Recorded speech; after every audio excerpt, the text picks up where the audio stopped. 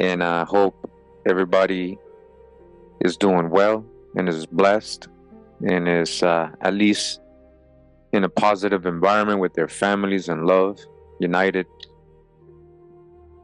I want to do a quick video. Well, it's not quick, but to take advantage of today and, the whole Thanksgiving tradition. How did it really start? What is a more historical, accurate story when it comes to the original Thanksgiving and how it all started, the tradition? We're going to go over some points. Again, we're going to go over some previous information as a recap, just to remind everybody of today when we're talking about Indians and Pilgrims and Puritans. Again, a more historical perspective, right? Remember that. I just want to say, starting off, yeah, Europeans did what they did on many occasions. They did awful things, right? But there's a history before they came. Remember I want to show you what the American Indians were doing during this time of the year as well. They had their own kind of feast celebration, giving thanks to the Great Spirit, the Most High, as well. I'm going to show you what a lot of these people look like. I'm going to show you what the Pilgrims look like, based on history, who they were really. These so-called Puritans, these so-called Pilgrims, separatists, really, they were. Were they all so-called white? So you got to dodge your own hijack sometimes and your generalizations. You got to be able to empty your cup and learn real history. The past is the past. We got to learn from it. When we don't learn from the past, we're doomed to repeat it. We got to stop pointing fingers at everybody. Everybody wants to be the good guy, and then they want to make everybody else into the bad guy. All right, but there's a history and origin to everything. And there is an origin and a history to this so-called holiday, right? Thanksgiving. So let's go ahead and get into it. Book, Lies My Teacher Told Me. Everything your American history textbooks got wrong. Okay, and that's by James W. Lowen. So chapter 3 of this book, it says here the truth about the first Thanksgiving. My students also remember that the Pilgrims had been persecuted in England for their religious belief. Why? Because they were crypto Jews, crypto Muslims. The Catholics were persecuting them, so they had moved to Holland, right? They had moved to Holland. What I just said, they had become the so-called Dutch. They created New Jerusalem in Holland. They sailed on the Mayflower to America and wrote the Mayflower Compact. The Mayflower Compact was literally an agreement between the indentured servants and the rest of the people on the ship. They did a mutiny. They said, hey, before we reach land, you got to give us our freedom. We ain't trying to be indentured servants. More than half of the people on the Mayflower were indentured servants / slaves. If you guys didn't know, European ones. We've gone over this. That's what the Mayflower Compact is. They're not even put in the context here. The forerunner to our Constitution, according to my students. Times were rough until they met Squanto, who taught them how to put a small fish as fertilizer in each little cornhill, ensuring a bountiful harvest. But when I asked my students about the plague, they just stared back at me. What plague? The Black Plague?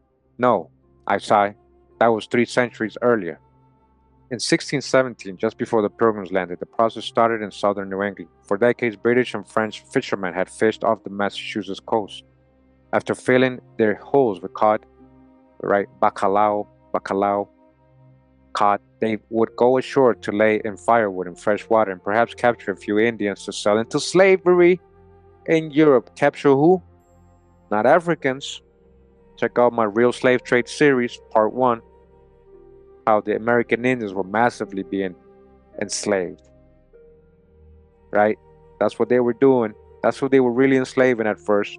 American Indians to sell into slavery where? In Europe, in reverse.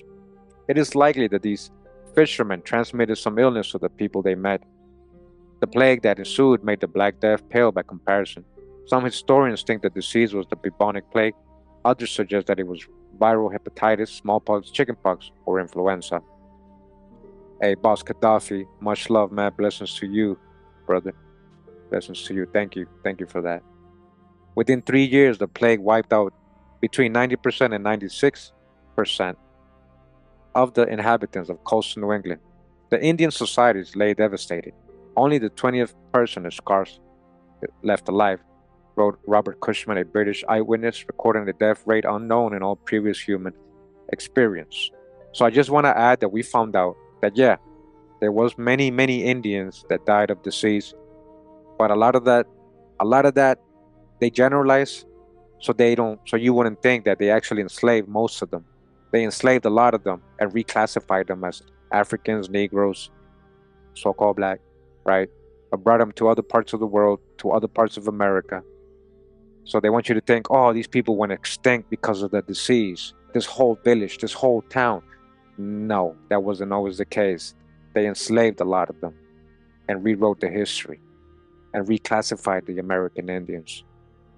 Unable to cope with so many corpses, the survivors abandoned their villages and fled, often to a neighboring tribe, because they carried the infestation with them. Indians died who had never encountered a European person. Howard Simpson describes what the pilgrims saw. Villages lay in ruins because there was no one to tend them.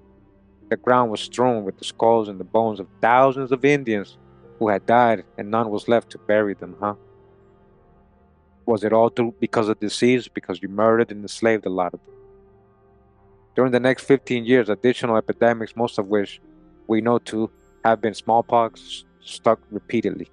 European Americans also contracted smallpox and other maladies, to be sure, but they usually recovered, including in a later century the heavily pockmarked George Washington. George Washington had smallpox, you see. A lot of Europeans had smallpox. A lot of Europeans came in as indentured servants and slaves, very poor, dirty, and all that, you know. Native Americans usually died. The impact of the epidemics on the two cultures was profound. The English separatists, already seeing their lives as part of a divinely inspired morality play, found it easy to infer that God was on their side. Huh. John Winthrop, very evil man, this John Winthrop, governor of Massachusetts Bay Colony, called the plague miraculous, you see? So that brings me, I remember something. They intentionally passed around also dirty blankets that contained the disease. They were trying to make them, they were trying to exterminate a lot of them, or the rebellious ones, because they wanted to enslave most of them. But the ones who fought back, that's the ones they wanted to get rid of or enslave and send to other parts of America so they wouldn't be able to fight back. In 1634, he wrote to a friend in England, "But for the natives in these parts, God has so pursued them. As for 300 miles space, the greatest part of them are swept away by the smallpox, which still continues among them. So as God has thereby cleared out title to this place, those who remain in these parts, being in all not 50, have put themselves under our protection." God, the original real estate agent. Ha! You see what they were saying? These epidemics probably constituted the most important geopolitical event of the early 17th century. Their net result was that the British, for their first 50 years in New England, would face no real Indian challenge. Indeed, the plague helped prompt the legendarily warm reception Plymouth enjoyed from the Wampanoags. Right? Only because they were dying out, they were like, oh, we need to help them. Yeah, right. You guys don't know, Massasoit was a really good person. And these people were biblical people. A lot of them, they took care of others. They weren't all warlike or savages. It was in their hearts to do that. Especially if we're talking about other melanated folks coming from the other side, right? We're not just talking about pale-skinned people. Massasoit, the Wampanoag leader, was eager to ally with the Pilgrims because the plague had so weakened his villages that he feared the Narragansetts to the west. When a land conflict did develop between new settlers and old at Saugus in 1631, God ended the controversy by sending the smallpox amongst the Indians. That's what they're saying. In the words of the Puritan minister, increase matter. All right, who were the Puritans? Sephardic, crypto Jews, and Muslim Moors. This is what he's saying. Talking about black on black right here, right? Whole towns of them were swept away, and some of them not so much as one soul escaping the destruction. By the time The Indian populations of New England had replenished themselves to some degree. It was too late to expel the intruders. You see, I'm showing Servia Mitchell, Wampanoag Indian, direct descendant of Chief Massasoit, the chief during the time of the Pilgrims. All right, we're going to read about him today a little bit when it comes to what the Pilgrims and these Puritans and these people from those times, primary sources of writing. And they're talking about him, Chief Massasoit. And she is a direct descendant of Chief Massasoit. You can Google her, look her up, Servia Mitchell, Wampanoag. You'll see all the information that comes up. All right. And again, on the right, we have what it says here, Swarthi Pilgrims. We're going to go over that again. A lot of you already know. A lot of you still not understanding what I'm really showing.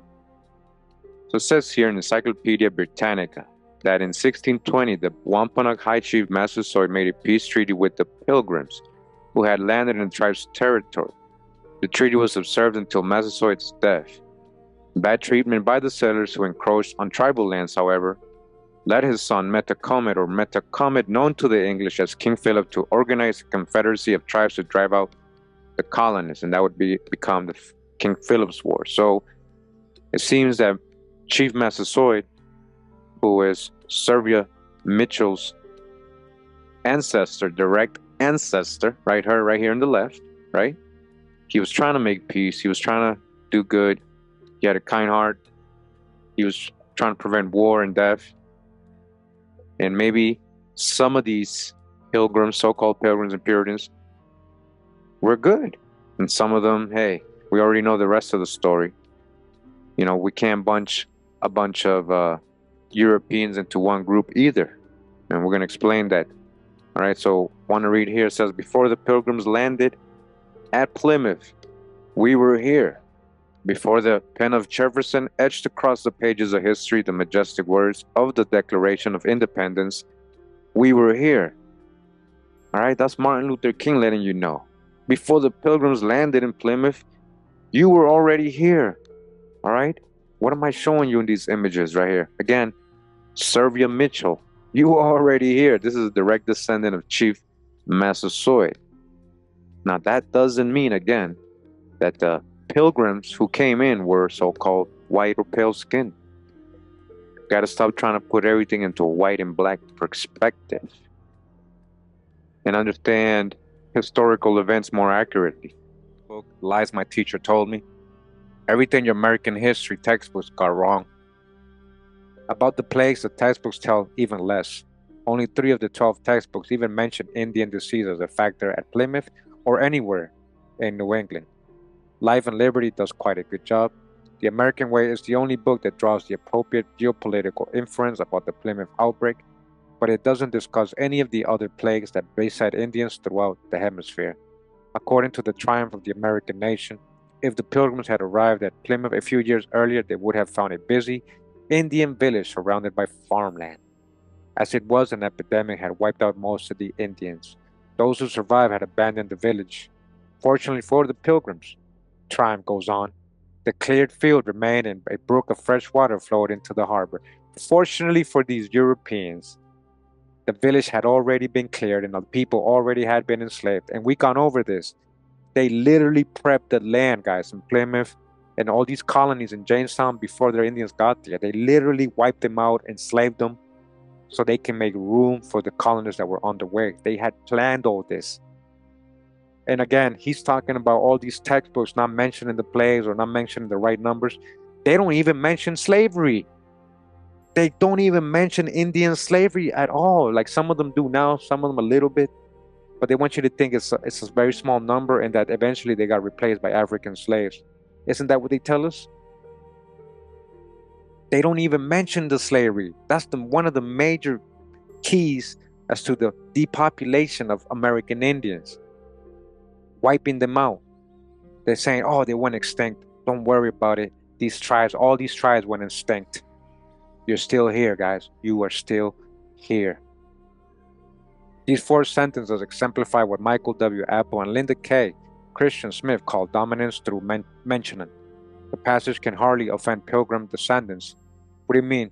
I know they're trying to mean white folks, right? Who's the Pilgrims? A lot of them were Sephardic and Moors. Moors, yeah, Sephardic Pilgrims. You know, in Black's Law Dictionary, 4th edition, a free white person includes Moors and all Jews of Europe, literally Sephardic Jews. Okay, go read that. Black's Law Dictionary, 4th edition. Go look up the word free white. It includes Moors and Sephardic Jews. Triumph cannot be accused of omitting the plague, but the sentences bury the plague within a description of the beautiful harbor at Plymouth. Therefore, even though gory details of disease and death are exactly the kinds of things that high school students remember best, the plague won't stick. I know, because I never remembered the plague, and my college textbook mentioned it, and a 14-word passage nestled within a paragraph about the Pilgrims' belief in God. They don't even talk about slavery, though, and you're doing the same thing, Mr. Arthur. You're doing the exact same thing. Got some more right here. Mrs. Horatio Amos, Wampanoag. All right, it says here, meet 20-year-old Ciara Jackson, 2016, right, is a little older. She's the powwow princess. She says, I'm a proud member of the Mashpee Wampanoag tribe, hailed from the Bear Clan. Another picture of Sylvia G. Mitchell, from 1878, direct descendant of Massasoit chief of the Wampanoags. Okay, this is historic. This is her daughter right here, Wutuni Kanuski, aka Charlotte Mitchell, also descendant of Massasoit, and the American indigenous people who encountered the so-called Pilgrims. This is her right here again and her sister, Wampanoag Powwow. Remember who you are? A lot of you guys know this picture. The Wampanoag, Narragansett, Hassinamisco, and Nipmuc, some people here. All right. This is a colorized picture. It says here, New England Annual Powwow of Algonquin Indians. Remember, Algonquin is a language. They all speak the Algonquin languages from 1925. All right. So again, we're just going over when we're talking about Indians, so you guys can get a better perspective of what we're talking about when we're talking about Indians. Wampanoag Mashpee Indian child right here in front of you. All right. Wampanoag man. Wampanoag group. The Chippaquiddick, Wampanoag, Chippaquiddick. All right. You see black folks in here, so-called black. All right. Chippaquiddick, Wampanoag. Gayhead Indians, Oxcart Cottage City in Massachusetts. All right, Wampanoag family from Gayhead, Massachusetts. And this is the picture from the cover of this video, the full version of it. And I'm going to read the bottom. It says, interior view of the Mitchell home at Becky's Neck, circa 1893. Seated on the left is Sylvia. On the far right is Melinda Tiwi Lima. That's her right here. And immediately behind her is Charlotte Watakanuski. In the lower right-hand corner is partial image of a seated man. This is Alonso. We have a picture of him too. On the table behind Charlie is a group of eyeglass baskets, and they were working on. So again, they were still doing their thing. Another picture of the Wampanoag Hasamiko tribe. Another colorized version. Really nice picture, as you guys can see. And that's Chief Cisco of the Hasanamisco tribe. And his daughter right here. Some other members of the tribe, Wampanoag. Wampanoag Mashpee Indian boys, it says. Not sure if they all are, but that's what it was coming under. All of them. It didn't distinguish. There's Tom Mingo, or Wampanoag. Tom Mingo. Standing left to right, Oaks Combs, Clarence Wixon Sr., unidentified Ambrose Pels, Wampanoag, 1933. Right? Little distorted, but the software did try to fix some of the faces here. I just want to show you these two members right here, as you can see. And again, these are Wampanoag, Ambrose Pels. This is a close-up of the group image we saw earlier. The Narragansett, Wampanoag, Hasanamisco people, tribal people. All right.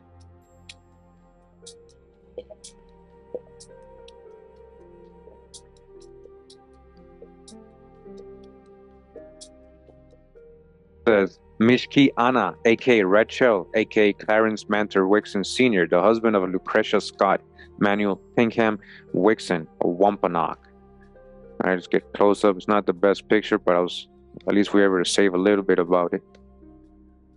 Ms. Nell Cuffy Brown, Montauk Narragansett, and Charles Walter Butler, Wampanoag Montauk. This is 1942. This is Morningstar Taylor Wildhorse, aka Clinton May Haynes, and Wampanoag. Morningstar Taylor and Max Atakin by the lighthouse at Gayhead, Massachusetts, Martha's Vineyard. It says here, Mehitable Crosby Nickerson, the daughter of Daniel Crosby and Thankful Eldridge Crosby, Wampanoag Nauset Band. Maddie Oakley Helms, seated, and her 4 sons, Wampanoag, circa 1900. The Mashpee Wampanoag Man, 1929. Mashpee Wampanoag Indians, Mashpee Wampanoag from Cape Cod. And a little reddish, the tintish, that's the softwares, but did pretty good job in general.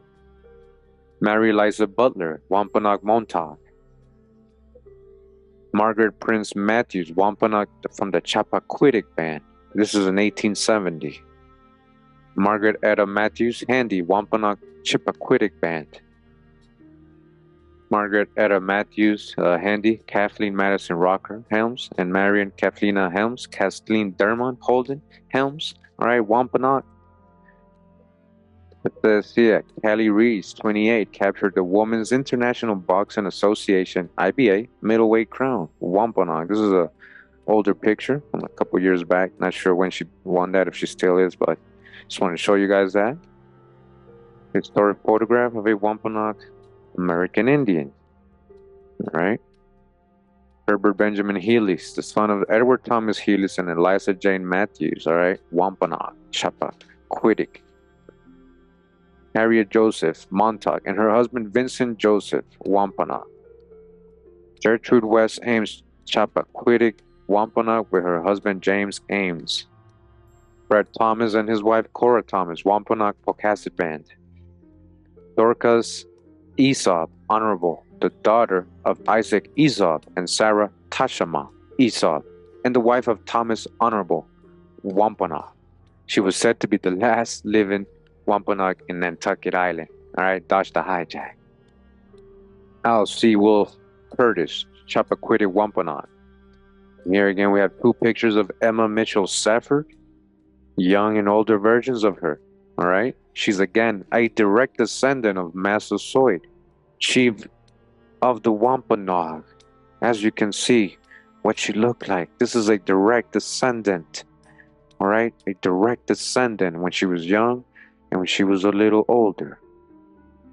All right, so again, this was just a quick reminder when we're talking about Wampanoags, Narragansetts, and today's video, or any New England natives, they call, natives. This is, we just talking about copper-colored tribes of America. I just want to remind everybody so you can get a better understanding and perspective or what the Indians most likely looked like during those times when the so-called pilgrims came.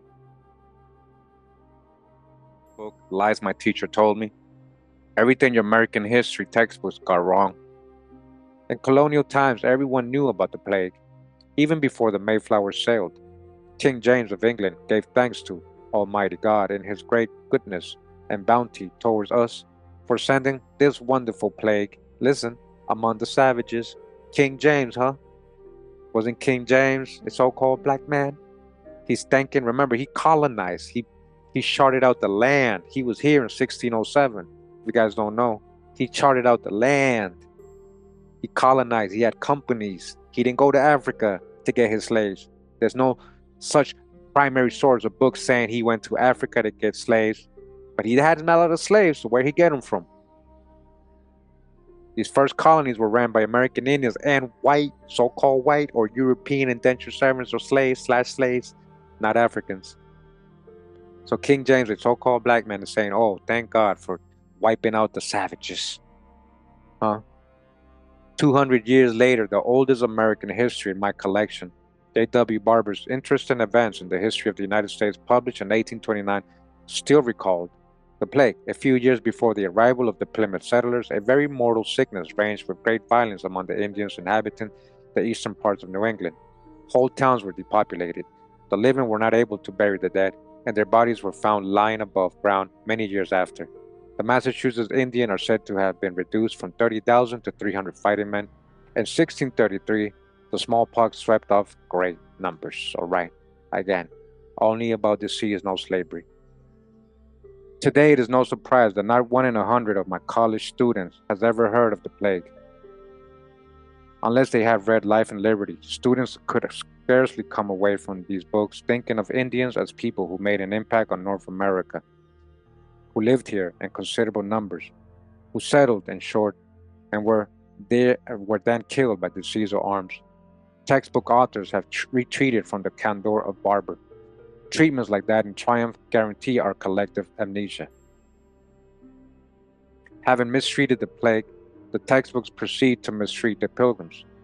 The arrival in Massachusetts poses another historical controversy that textbook authors take pains to duck. The textbooks say that the pilgrims intended to go to Virginia, where there existed a British settlement already. But the little party in the Mayflower explains American history never reached Virginia. On November 9th, they sighted land on Cape Cod. How did the pilgrims wind up in Massachusetts when they set out for Virginia? Violent storms blew their ship off course, according to some textbooks. Others blame an error in navigation. Both explanations may be wrong. Some historians believe the Dutch bribed the captain of the Mayflower to sail north so the pilgrims would not settle near Amsterdam. Others hold that the pilgrims went to Cape Cod on purpose. Bear in mind that the pilgrims numbered only about 35 of the 102 settlers aboard the Mayflower. The rest were ordinary folk seeking their fortunes in the New Virginia colony.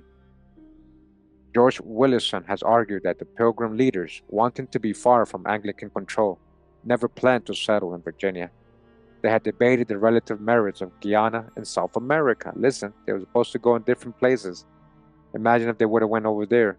We wouldn't even have a so-called fictional story about Thanksgiving. You couldn't make that up. You couldn't say, oh, the Europeans brought Thanksgiving over these holidays. Versus the Massachusetts coast, and according to Willison, they intended a hijacking. They actually almost did that. That's what the Mayflower Compact is. The indentured servants in it took over the ship, and they made them sign that, hey, you're going to free us. We're not going to be slaves or indentured servants when we get to land. And they actually made them sign that. The rest of the people, believe it or not, guys. Now, also, so we can get a historical perspective and reference when we're talking about so-called pilgrims, Puritans, Europeans in general. We already got the drop. We've gone over this information a lot before. So we're going to go over this information again a little bit, just to get a reminder in case we also got new people that are going to watch this video in my channel for the first time. All right.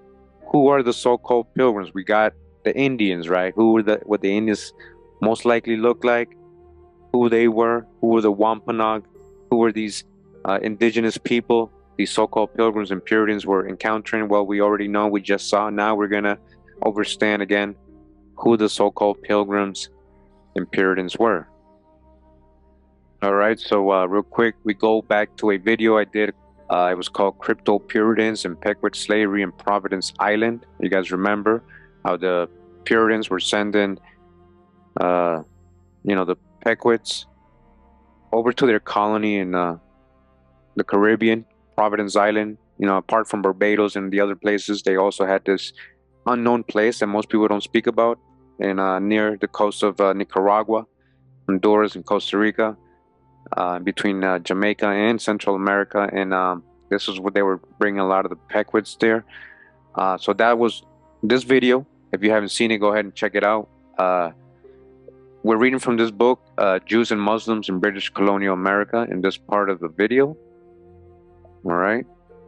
And it says here, although the bulk of the refugees fled to North Africa and Ottoman or Turkish lands in the Levant, thousands of others sought safety in France and the Low Countries. They're talking about when the Spanish Catholic Empire Holy Roman Empire was persecuting the Sephardic Jews and Moors and expelling them out of Spain and Portugal. And again, they didn't just end up in North Africa, as it's telling us here. As Protestantism swept across Western Europe, we know Protestants, most of these were actually Moorish and Sephardic Jews under that new banner of Protestantism. They swept across Western Europe. Many of these Jewish conversos and Moriscos, all right, Moriscos became often and only outwardly Protestant, all right? They were the Protestants. These are the historic Protestants, swelling the ranks of the dissenters. Some even provided leaders for the what? Huguenots. We've gone over this. The Hussites, the Anabaptists, the Calvinists, the German Reformed, the Walloons, the Mennonites, the Dunkers, the Quakers, Puritans, and Presbyterians, all right? Who?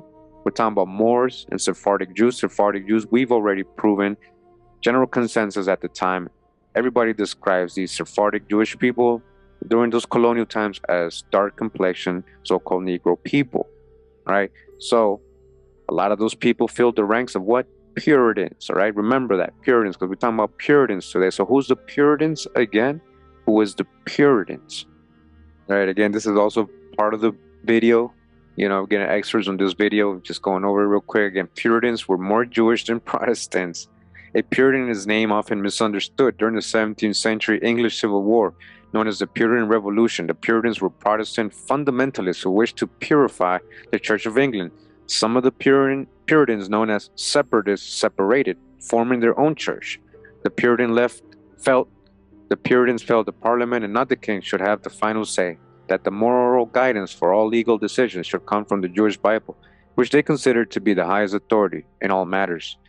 So the Puritans were observed with the Bible and came to identify their political struggle against England with that of the ancient Hebrews against Pharaoh or the king of Babylon. All right, so again, these Puritans, there was a reason why they were, rocking the Bible so much and the Torah and the Hebrew beliefs, because a lot of them, again, were Sephardic, Moorish, Muslim people. They had that history already with them. They were just crypto or secret Protestants or Christians, conversos, new Christians. We kind of touched lightly on that part in this video about the Puritans. Again, a lot of them were Sephardic Jews and Moors under the Puritan banner. The pilgrims, the historical pilgrims, who they were. This was chapter 4 of this book, Jews and Muslims in British Colonial America, which we read the whole chapter. Some parts in the beginning of this video, we were going over who the Sephardic Jews were, just in case you guys didn't understand that yet and you were new, but we've gone over this a lot. Again, these Sephardic Jews were people of dark complexion. They would be considered so-called Negro today, most of them. This is a quote from these times in the 1600s in Holland, right? In Holland, in Amsterdam, right? And a lot of these Puritans and all these people were coming from these areas, right? Because here, when William Barrington jotted down his impressions of the Jews in the synagogue in Amsterdam in 1635, he noted that the Jewish men are most black, right? Most black. In the bottom a little bit down says, and when the Scottish minister Robert Kirk toured London, right? So a lot of them London, when you're talking about English, what English, right? In January 1690, he also paid a visit to the synagogue there, where he observed over 200 Jews worshiping. He noted in his journal that they were all very black men and indistinct in their reasonings as gypsies. We know gypsies are very, very dark skin as well during these colonial times. We're going to have a video on that to prove it. We've already gone over some of the information before. Check out my Acadian video. There's a little excerpt there on the gypsies so you can see what I'm talking about.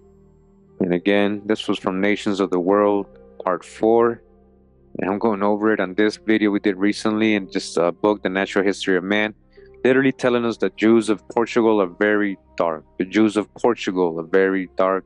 So again, when we're talking about Sephardic Jews and Moorish people, we already know. So if we are telling you that the Puritans were Sephardic Jews or Moors, many of them, then we're just talking about so-called black people. Yes, just like that, straight up. That's why I labeled this video the historical things given. We got to have a reference, right? We got to understand who the Pilgrims were, not only the American Indians, but also who the Pilgrims were. So something we went over in this recent video was Abraham Pierce, or Percy Pierce first. That was a Sephardic Moorish name.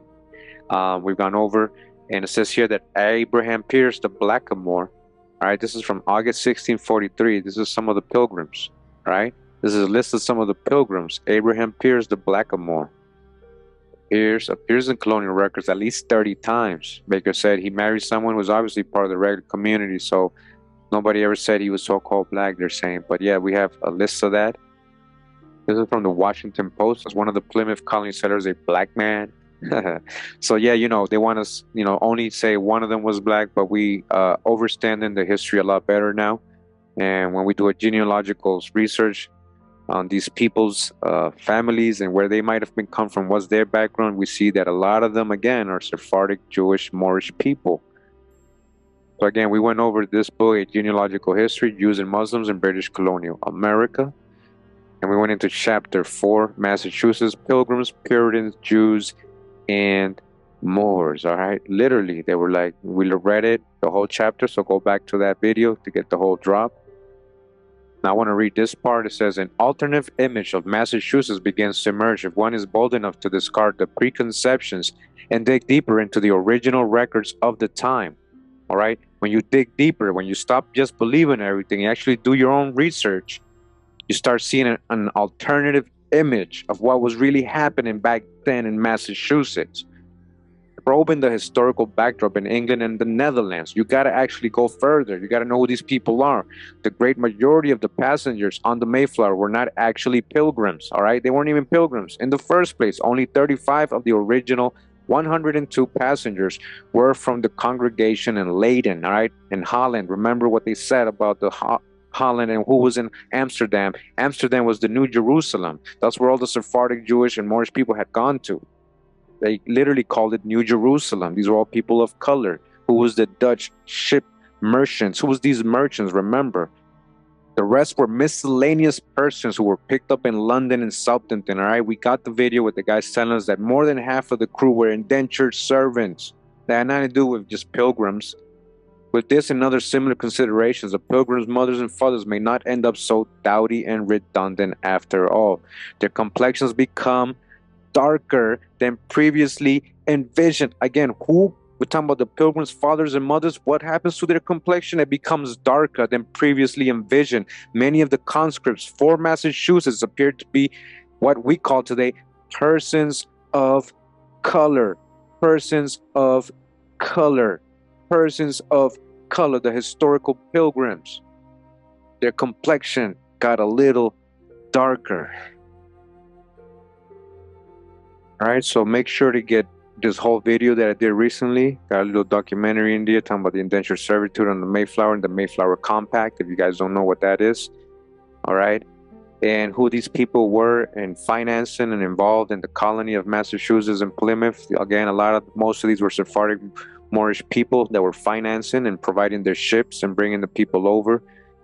They were very wealthy people, a lot of them. And again, what's something we went over in this video was the Salem witch trials. Salem witch trials, we found out a lot of those so-called witches were just Sephardic and Moorish people that people were trying to get rid of. They weren't practicing no devil stuff or witchcraft. It was Sephardic. They were secret, crypto, Moorish, Muslim, and Jewish people. That's what they were practicing in secret, and that's what they were calling them witches for. All right, we got this over this video. Make sure to check out the whole video. It was a great drop. Remember, crypto Puritans. All right, this is again the cover of the video I did with the Pequot Indians who were being sent to Providence Island. We're gonna talk about a little bit about the history of that, what happened before that, before they were sent to Providence Island. All right, today when it comes to Thanksgiving. All right, so I just wanted you guys to understand what we're looking at here when we're talking about Indians and pilgrims. Indians and pilgrims. Just like we're going to see that later on that the cowboys and Indians both were well, the pilgrims, Puritans, and Indians that were up there both were you as well. This is something you got to acknowledge. A lot of you have it in your genealogy, both things. So again, we're just trying to get historical and get out of the beliefs a true perspective, really, a better understanding what really happened and who was really the people that were coming and who were the indigenous people at the time. All right. Book, lies my teacher told me. Everything your American history textbooks got wrong. Certainly, the Pilgrims already knew quite a bit about the Massachusetts could offer them, from the fine fishing along Cape Cod to that wonderful plague, which offered an unusual opportunity to British settlement. That wonderful plague, they already had received word. Hey, don't worry, guys. We already cleared the land for you guys. We already enslaved a lot of them, removed a lot of them, gave them the dirty blankets. The land is free. It's unoccupied, and it got towns and houses built on them already. All you got to do is come and move in. According to some historians, Squanto, an Indian from the village at Patuxent, Massachusetts, had provided Ferdinando Gorges, a leader of the Plymouth Company in England, detailed description of the area. Gorges may even have sent Squanto and Captain Thomas Dermer an advance men to wait for the Pilgrims. All right, this is what they leave out of history. Although Dermer sailed away when the Pilgrims were delayed in England, in any event, the Pilgrims were familiar with the area's topography. Recently published maps that Samuel de Champlain had drawn when he had toured the area in 1605 supplemented the information that had been passed on by 16th century explorers. John Smith had studied the region and named it New England in 1614, and he even offered to guide the Pilgrim leaders. They rejected his services as too expensive and carried his guidebook along instead. All right, so John Smith getting credit for naming New England, right? If you guys don't know, John Smith was a slave in Europe and lower Mediterranean region. He was a slave in his life.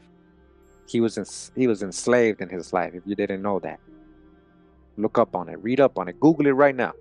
You see, I ain't making stuff up. Future videos, I have mentioned it in some of my Jamestown videos.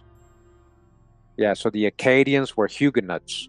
The Acadians, I got a whole video, Nora, I got a whole video on the Acadians. Go check it out. Just put Acadians, Kurimeo on search bar, and it should pop up. It's a really, really, really good video. Go check out. That's a really good video. These considerations prompt me to believe that the Pilgrim leaders probably ended up in Massachusetts on purpose, but evidence for any conclusion is soft. Some historians believe Gorges took credit for landing in Massachusetts after the fact. Indeed, the Mayflower may have had no specific destination. Readers might be fascinated if textbook authors presented two or more of the various possibilities, but as usual, exposing students to historical controversy is taboo. Each textbook picks just one reason and presents it as fact. Only one of the 12 textbooks adheres to the hijacking possibility. The New England landing came as a rude surprise for the bedraggled and tired non-pilgrim majority on board the Mayflower. Non-pilgrim majority, slaves, indentured servants, tell you, says Land of Promise. They had joined the expedition seeking economic opportunity in the Virginia tobacco plantations. Obviously, these passengers were not happy at having been taken elsewhere, especially to a shore with no prior English settlement to join. So-called English, not even the Jamestown or all those places were English. So-called English. Rumors of mutiny spread. Right, and here's a little image, right, a drawing from 1617. So mutiny, rumors of mutiny spread quickly. Promise then ties this unrest to the Mayflower Compact, giving its readers a fresh interpretation of why the colonists adopted the agreement and why it was so democratic. To avoid rebellion, the Pilgrim leaders made a remarkable concession to other colonists. They issued a call for every male on board, regardless of religion or economic status, to join in the creation of a civil body politic. The compact achieved its purpose. The majority acquiesced. So, again, that Mayflower Compact, they had to do that. They made them sign to say, hey, we either kill all of you, we take over the ship, and we go on to our own and settle, or you sign this contract that we are going to be equal like you. We don't want to be indentured servants. We don't want to be slaves to you guys. We don't want to have to work for 4 to 7 years before we can be free. all right? They made them do that. Actually, the hijacking hypothesis does not show the Pilgrim in such a bad light. The compact provided a graceful solution to an awkward problem. Although hijacking and false representation doubtless were felonies then as now, the colony did survive with a lower death rate than Virginia, so no permanent harm was done. The whole story places the Pilgrims in a somewhat dishonorable light, however, which may explain why only one textbook selects it. The navigation error story lacks plausibility. The one parameter of ocean travel that sailors could and did measure accurately in that era was latitude, distant north or south from the equator. The storm's excuse is perhaps still less plausible, for if a storm blew them off course, when the weather cleared, they could have turned southward again, sailing out to sea to bypass any shoals. They had plenty of food and beer after all. But storms and pilots' error leave the pilgrims pure of heart, which may explain why the other 11 textbooks choose one of the two. Regardless of motive, the Mayflower Compact provided a democratic basis for the Plymouth colony. Since the framers of our Constitution, in fact, paid the Compact little heed, however, it hardly deserves the attention textbook authors lavish on it. But textbook authors clearly want to package the Pilgrims as a pious and moral band who laid the antecedents of our democratic traditions. Nowhere is this motive more embarrassingly obvious than in John Garratti's American History. So far as any record shows, this was the first time in human history that a group of people consciously created a government where none had existed before. Here, Garrity paraphrases a Forefathers' Day speech delivered in Plymouth in 1802, in which John Adams celebrated the only instance in human history of that positive, original social compact. George Willison has dryly noted that Adams was blinking several salient facts above all. The circumstances that prompted the compact, which was plainly an instrument of minority rule. Of course, Garrity's paraphrase also exposes his ignorance of the Republic of Iceland, the Iroquois Confederacy, and countless other polities antedating 1620. Such an account simply invites students to become ethnocentric. In their pious treatment of the Pilgrims, history text was introduced the archetype of American exceptionalism. According to the American pageant, this rare opportunity for a great social and political experiment may never come again. The American way declares, the American people have created a unique nation. How is America exceptional? Surely we're exceptionally good, as Woodrow Wilson put it. America is the only idealistic nation in the world. And the goodness started at Plymouth Rock. According to our textbooks, which view the Pilgrims as Christian, sober, democratic, generous to the Indians, God thanking, such a happy portrait can be painted only by omitting the facts about the plague, the possible hijacking, and the Indian relations. Textbooks indeed cover the Virginia colony, and they at least mention the Spanish settlements, but they devote 50% more space to the Massachusetts. As a result, and due also to Thanksgiving, of course, students are much more likely to remember the Pilgrims as our founders. They are then embarrassed when I remind them of Virginia and the Spanish. For when prompted, students do recall having heard of both, but neither our culture nor our textbook give Virginia the same archetypical status as Massachusetts. That is why almost all my students know the name of the Pilgrim's ship, while almost no students remember the names of the 3 ships that brought the British to Jamestown. Again, so-called British. These were people literally fleeing the Inquisition, guys. Check out my Jamestown video, please. I think I shared it on my wall. If you can't find it, or just put Jamestown, Kurimeo, Jamestown Colony, Kurimeo, it should come up. Please go watch that video. These were Sephardic Jews and Moors and the Roanoke and all these people. The so-called lost colony of Roanoke, they didn't get lost. They blended in with the Indians when they left them here. For the next time you're on Jeopardy, they were the Susan Constant, the Discovery, and the Goodspeed. All right?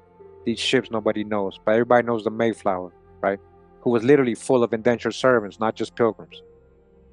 Despite having ended up many miles from other European enclaves, the Pilgrims hardly started from scratch in the wilderness. Throughout southern New England, Native Americans had repeatedly burned the underbrush, creating a park-like environment. This is what I'm saying. They took over their own towns. They didn't build these places. They didn't deforest a lot of the places where they built it. The Indians already had done that, and they already had houses, cabins, and all that. I'm trying to tell you guys, they got us imagining that Europeans came here, cut some wood, built these cabins, created these nice towns. The Indians had these places. The Spanish wrote about them. The Spanish literally wrote in their primary sources in the 1500 how they went into these towns and cities with roads, houses, cabins. I'm trying to tell you guys, and I've shown the sources in my older videos. That's why I said, please catch up. After landing at Provincetown, the Pilgrims assembled a boat for exploring and began looking around their new home. They chose Plymouth because of its beautiful cleared fields recently planted in corn, and its useful harbor and brook of fresh water. I told you, they just took over the Indians' land and towns. It was a lovely sight for a town. Indeed, until the plague, it had been a town, for the new Plymouth was none other than Squanto's village of Patuxet. You see that? And then he ended up going with them and helping them. Squanto was like a little bit of a hijack, guys. They teach us about Squanto like in a good way, but Squanto helped them a lot. Even after his own people had been literally what he's just saying, killed or enslaved, and then he helped the Europeans enslave other Indians that were his rivals, and he ended up in Europe and came back. A lot of things about Squanto. We got to do a whole video on it. The invaders followed a pattern. Throughout the hemisphere, Europeans pitched camp right in the middle of native populations. They pitched, this is my town now. I'm going to take your house, and I'll take your backyard, and I'll take your corn. Throughout the hemisphere, Europeans pitched camp right in the middle of native populations. Cusco, we're talking about the city of David, possibly one of the original Jerusalems or havens. Mexico City, Natchez, Chicago, Chilaga. Throughout New England, colonists appropriated Indian cornfields for their initial settlements, avoiding the backbreaking labor of clearing the land of forest and rock. This explains why, to this day, the names of so many towns throughout the region: Marshfield, Springfield, Deerfield, and Enfield. All right, you guys knew that? Again, these were indigenous towns they just took over. Errand into the Wilderness may have made a lively sermon titled in 1650, a popular book titled in 1950, and an archetypical textbook phrase in 1990, but it was never accurate. The new settlers encountered no wilderness. In this bay wherein we live, one colonist noted in 1622, in former time has lived about 2,000 Indians. All right, the numbers were probably even higher. Moreover, not all the native inhabitants had perished, and the survivors now facilitated British settlement. The Pilgrims began receiving Indian assistance on their second full day in Massachusetts. A colonist journal tells of sailors discovering 2 Indian houses. All right, so again, that's the hijack when they're calling them British. We already know who the Pilgrims are. Check out from the beginning of this video. Check out my previous videos, and also they're coming out of Holland. So what do you mean? Why are you calling them British? Having their guns and hearing nobody, they entered the houses and found the people were gone. Listen, they entered their houses. The sailors took some things but didn't dare stay. We had meant to have left some beads and other things in the houses as a sign of peace and to show we meant to trade with them, but we didn't do it because we left in such a haste. But as soon as we can meet with the Indians, we will pay them well for what we took. Okay, so where did they do? They went into the Indians' neighborhood. In their houses, they had houses, not a little teepees. That's the hijack. Not little teepees. They had houses, guys. Just like houses, the ancient British Isle people, Scottish people, Irish people, remember they had wigwams? Even the pigs and all these people had wigwams and houses resembling the Red Indian. We read that in the book Ancient and Modern Britons. There was whole neighborhoods with houses here, guys. The Spanish described this. All the very first sources described the towns and the way how beautiful the houses were and all that. Okay? And say, hey, we stole this. We promised to give it back. We promised to give it back. It wasn't only houses that Pilgrims robbed. Our eyewitness resumes his story. What else did they do, right? We marched to the place we call Corn Hill. where we had found the corn before. At another place we had seen before, we dug and found some more corn, 2 or 3 baskets full, and a bag of beans. In all, we had about 10 bushels, which will be enough for seed. It was with God's help that we found this corn, for how else could we have done it without meeting some Indians who might trouble us? Oh, God help you guys be thieves, huh? So God help you guys be thieves and take all the Indians' corn and food, right?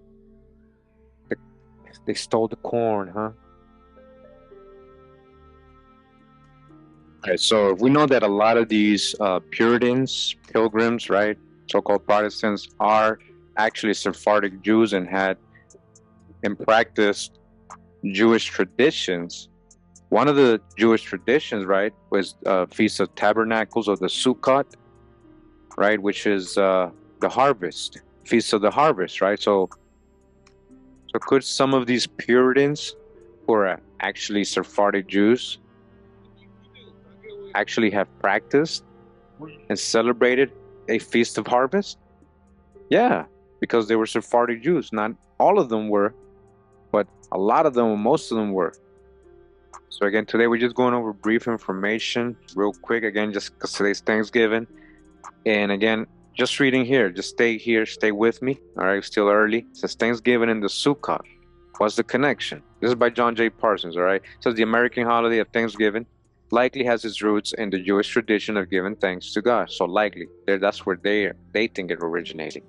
And some historians believe that the early pilgrims derived the idea for the holiday from the biblical festival of Sukkot, often called tabernacles in the Christian tradition. According to these scholars, before coming to the New World, the Pilgrims lived in exile for a decade among the Sephardic Jews in Holland. Who were the Puritans living with? They are the Sephardic Jews in Holland. They were living in exile. Why are they in exile? Who's historically known to be persecuted, right? So-called Negro. You're exiled again here. Here you go again, another point in history where you're exiled and living amongst other so-called colored people, Sephardic Jews in Holland, right? The New Jerusalem, Holland, the Dutch. Who's the Dutch? Since Holland was considered a safe haven from religious persecution at the time. Why? Because it was a Protestant country and many Sephardic Jews were living there. Because the Pilgrims were devout Calvinists and Puritans. Remember Calvin, John Calvin? He was a crypto Jew. We've already got this information before. Their religious idealism led them to regard themselves as a new Israel, and it's likely that they both observed the Jews of Holland celebrating the festival of Sukkot and learned that the holiday commemorated Israel's deliverance from their religious persecution in ancient Egypt at that time.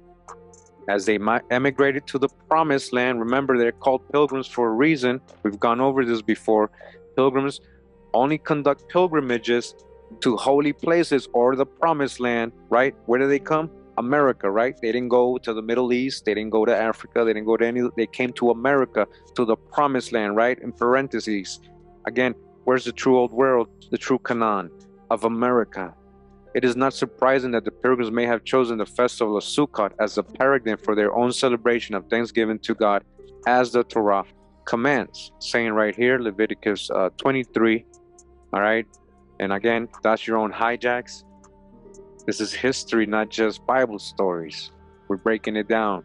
It says here that speak unto the children of Israel and say unto them concerning the feasts of the Lord, which ye shall proclaim to be holy convocations. Even these are my feast. Even these are my feast. All right. Celebrating feast. The idea of celebrating and resting and giving thanks, right? It didn't just start with the pilgrims when they came here. Did these pilgrims bring this idea to the Indians? Well, the pilgrims practiced it. Again, a lot of them were Sephardic Jews. The pilgrims practiced it already. But did they bring this idea to the Indians? That's a whole different thing. And again, these Puritans were what? Living in exile for decades among the Sephardic Jews in Holland. They are the Sephardic Jews and Moorish people. Why would they be living with them, with colored people, huh? A lot of you right now like, there goes Kurimeo again, trying to make us Hebrews. And that's not really, if that's your perspective, then you're not understanding. Did the Sephardic Jews, these Moorish people, bring this idea of giving thanks and while during harvest to the Most High, to the Great Spirit. No, the indigenous people of America were celebrating the harvest for decades, thousands of years before any European came. As it says here in powwows.com, the Native American Harvest Gathering, long before white contact. To the New World, the Native Americans had many kinds of celebrations for the four seasons. One of the most celebrated for the Eastern Woodland culture was that of the harvest time, Eastern Woodlands, right? This festival was mainly indigenous to the Eastern Woodlands because of their strong agricultural base. Of course, these celebrations took place in autumn, but their actual time varied, all right? It varied. It wasn't always in the same day or in the same place, from place to place, and was mainly dependent on the window of harvest time before the last hard-killing frost. In the Northeast and Great Lakes, the harvest time began in what is now late August and lasted up to October and November. In the Southeast, the harvest time began in August and collapsed into December. All right, these are some of the things that they grew or they harvested and gathered: acorns, beans, birds, blackberries, blueberries, cactus, corn, cotton, cranberries, fish, grapes, honey, meats, milkweed, mince, peas, and you can see the list, right? Popcorn, potato, everything. Many of these foodstuffs in this list are actually indigenous to the New World, all right? The real cradle of civilization, the real terrestrial paradise. When we're talking about fertile black soil, rich fertile black soil, yeah, we're talking about this promised land, the real promised land that the pilgrims took a pilgrimage to, yeah, over here. Says many were taken back to Europe, Asia, and Africa by the so-called white man, Europeans. After contact and over time became staples for those continents. Now they got our food as staple, right? During the height of harvesting and gathering, there would be great celebrations of thanks with music, all right? They were giving thanks to who? To the Great Spirit, Wakantanka. They were giving thanks to the Most High. What's the difference when we're talking about Israelites doing the same in harvest? It's the same Most High, the same Great Spirit. What is the difference? They were celebrating and giving thanks with music, song, dance, gifting, and feasting. The general celebrations varied, but often lasted anywhere from 4 to 7 days. All right, 4 to 7 days, and maybe even longer. The rest of the time was used working hard and long to prepare for the coming winter. Afterwards, the people of the Northeast and Great Lakes drew in for a long, hard, and often bitter winter. Only the tribes in the Southeast had more celebrations that coincided with the warmer climate. They could count on certain foodstuffs and other needed natural materials to still be collectible throughout the winter months with their milder winter. Native Americans harvest feast before Thanksgiving. Those indigenous peoples in the Western Hemisphere long ago named the full moon of each month of the year after an event in nature or something else important to their existence, right? The first moons or the full moons, feast on moons, right? Each full moon became the signal for a monthly Thanksgiving festival, from homecomings and powwows to potlatches. The guy says, I am related to Mohawk Nation. In the U.S., Native Americans give thanks first to every animal whose life they take in order to have food and clothing. They give thanks to the Great Spirit for their crops from seeding to harvest. It is the harvest feast days that some non-native persons may recognize as a type of Thanksgiving ceremony. They are centuries old and centuries older than those ceremonies of the early Scandinavians, Italians, Portuguese, Pilgrims, Puritans, Spaniards, Polish, Dutch, French, Acadians, Huguenots, English, Germans, and others who came and took land from the indigenous peoples. And most of these people is all colored people during these times. Who are all these people? A lot of them are Sephardic crypto Jews. They just going off different banners. They're living in different countries. They have been exiled for decades. Remember, a lot of them are the same people. And I also want to talk about the green corn ceremony. A lot of you are very familiar with the green corn ceremony. It says here the green corn ceremony busk is an annual ceremony practiced among various Native American peoples associated with the beginning of the early of corn harvest. All right, corn. Corn is an American thing, the cradle of civilization, corn. So who's been doing this first? Busk is a term given to the ceremony by European traders. The word being a corruption of the Greek word pushkita or pushketivi for a fast, fasting, right? Fasting. These ceremonies have been documented ethnographically throughout the North American Eastern Woodlands and Southeastern tribes. They were fasting, right? Historically, it involved a first fruit rite in which the community would sacrifice the first of the green corn to ensure the rest of the crop would be successful. What were they doing? Sacrificing the first fruits to who? To the Great Spirit, right? To the Most High, the first fruit. The first fruit, right? Sacrifice. They were fasting first, and then they would sacrifice the first fruits. When they was ready to eat, nobody would eat unless they sacrificed the first fruits. Who else did that biblically? And again, we're in Leviticus, and just like the American Indians were, sacrificing the first fruits of their corn to their Great Spirit, right, to their Creator. The ancient Israelites were doing the same. They honored the feast, especially the harvest, right? And as it says here, you shall not eat neither bread nor corn parched nor green ears until you have made an offering unto your God, unto the Most High, the Great Spirit, right? Offering of the first fruits. Also on the day of the first fruits, when you bring a new grain, make sure you offer to the Lord, the Great Spirit, right? Offering to the Great Spirit, the green corn festival, the green corn ceremony is a celebration of many types representing a new beginning, also referred to as the Great Peace Ceremony. It is a celebration of thanksgiving to Haseke Tumese, the breath maker, right? The breath of life, right? The first fruit of the harvest and a New Year's festival, right? First fruits, right? First fruits, just like the Israelites, right? First fruits, first fruit, right? First fruits, a religious offering of the first agricultural products of the harvest in classical Greek, Roman, and Hebrew religions. But the American Indians were already doing this, right? The Americans were doing it and offering it to the Great Spirit the same way, the same exact way. So before I continue, I wanted to make this point, right?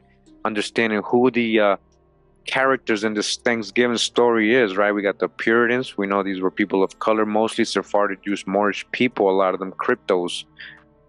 And we got the American Indians, also people of color. We saw earlier the Wampanoag images and their descendants, direct descendants of Massasoit, the Indians who met the Pilgrims, right? Again, both people of color, a better perspective to understand the Thanksgiving story. And who brought Thanksgiving first? Well, it's disputed because both people practiced it, all right? And if they were living in the same place during the autumn or harvest time, then automatically they would feast together. So we're going to read right now primary sources of where the story really comes from. We're going to see that it wasn't really popular until the 1800s or made official. But before then, again,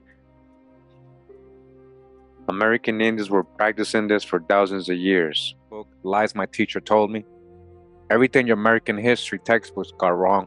It says from the start, the Pilgrims thanked God, not the Indians, for assistance that the latter had inadvertently provided, setting a pattern for later Thanksgivings.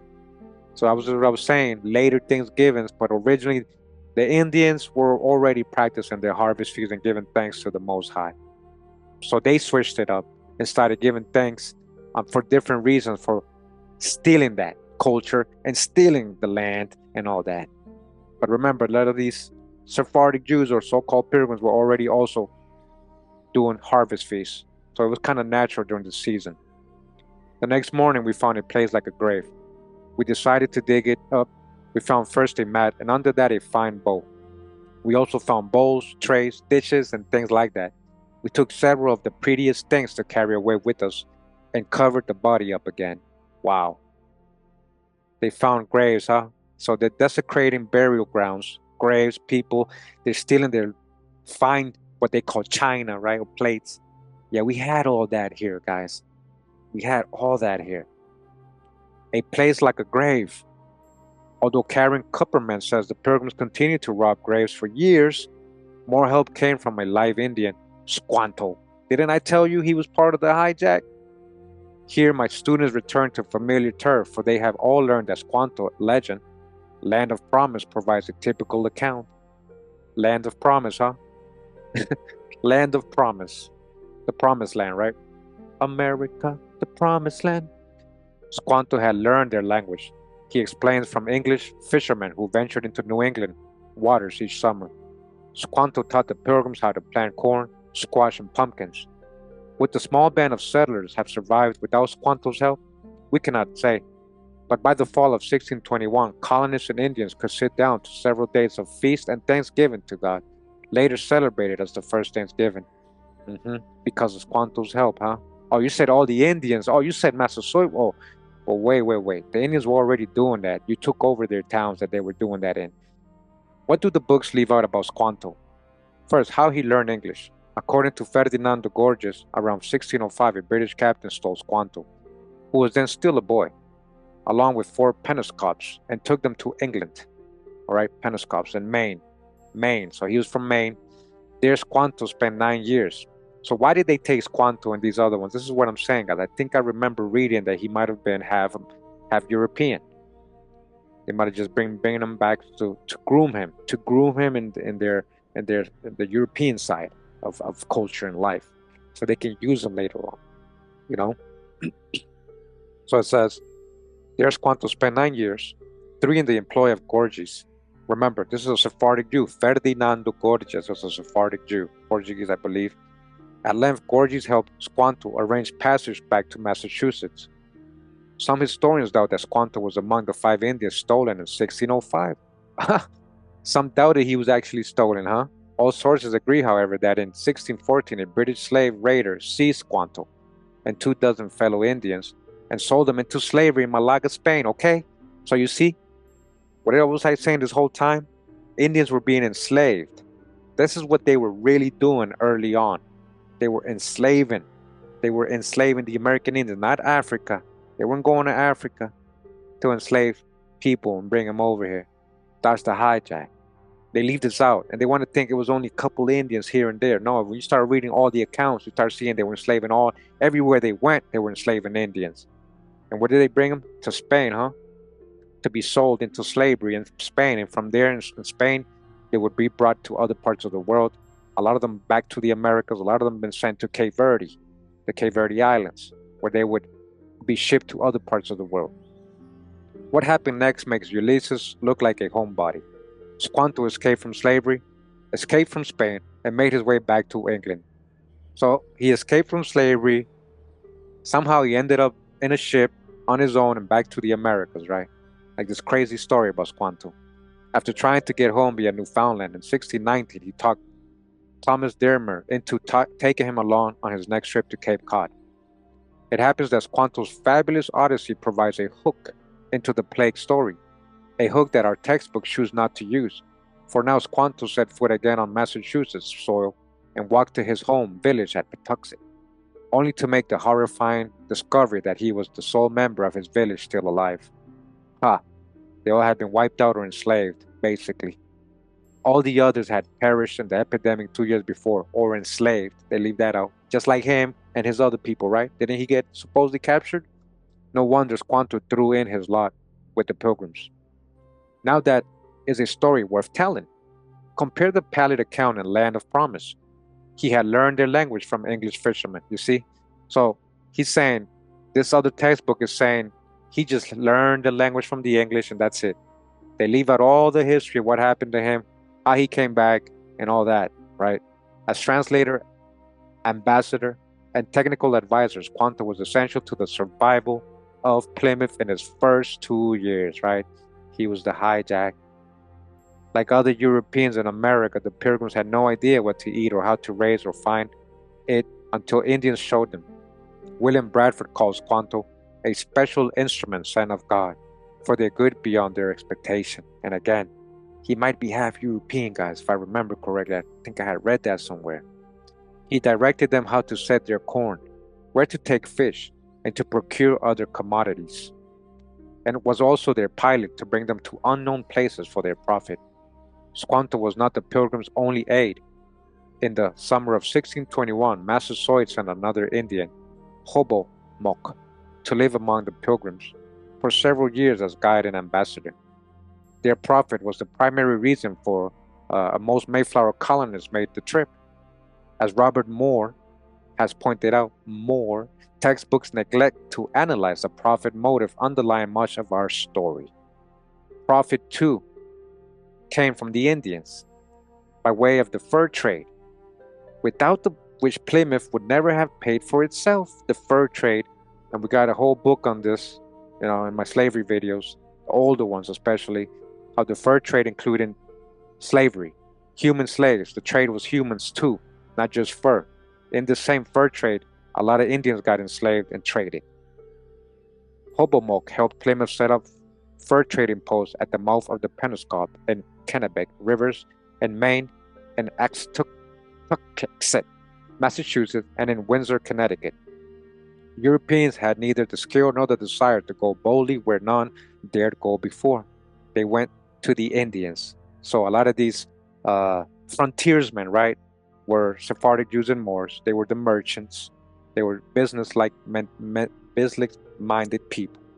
And as you guys see, they weren't just going on their own because they were so brave. They needed Indians to do that. All this brings us to Thanksgiving.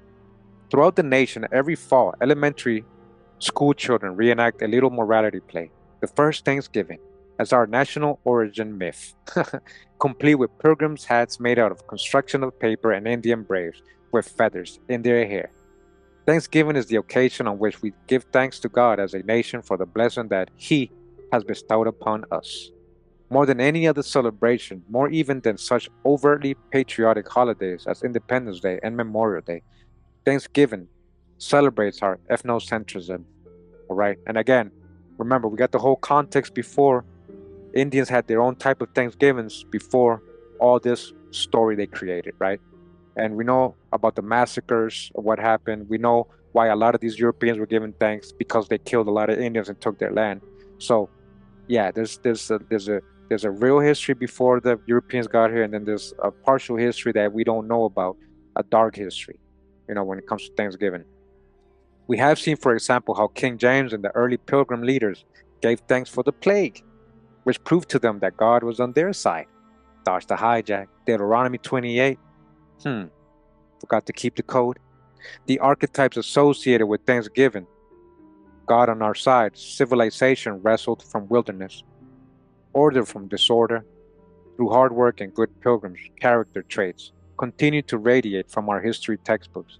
More than 60 years ago, in an analysis of how American history was taught in the 1920s, Bessie Pierce pointed out the political uses to which Thanksgiving is put. For these unexcelled blessings, the pupil is urged to follow in the footsteps of his forebears, to offer unquestioning obedience to the law of the land, and to carry the work begun, unquestionable. Thanksgiving dinner is a ritual, with all the characteristics that Mircea Eliade assigns to the ritual observance of origin myths. Okay? So remember, they're saying it's a ritual. This is probably going to talk about the dark part of it. It constitutes the history of acts of the founders, the supernaturals. It is considered to be true. It tells how an institution came into existence. It's in performing the ritual associated with the myth, one experiences knowledge of the origin and claims one patriarchy.